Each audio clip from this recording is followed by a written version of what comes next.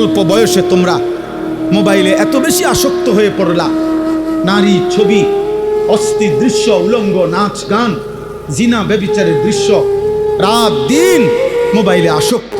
হায় বাপ, পৃথিবীতে তুমি কিছু করবা না? আখিরাতের জন্য কিছুই করবা না? আগামী দুনিয়া তাইলে চলতে হবে না রে বাপ।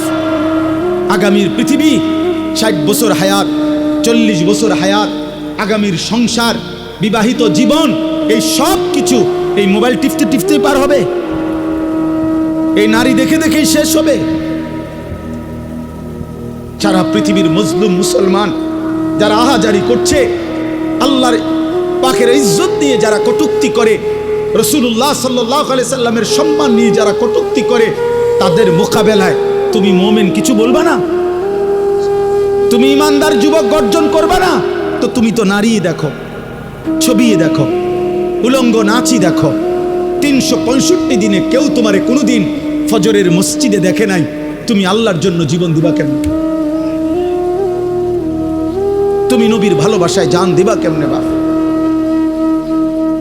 ভোরের পাখি তো কোনোদিন তোমাকে দেখে নাই, সকালের আলো তো কোনোদিন দেখে নাই। আল্লাহ আমাদেরকে বিবেক দান করে।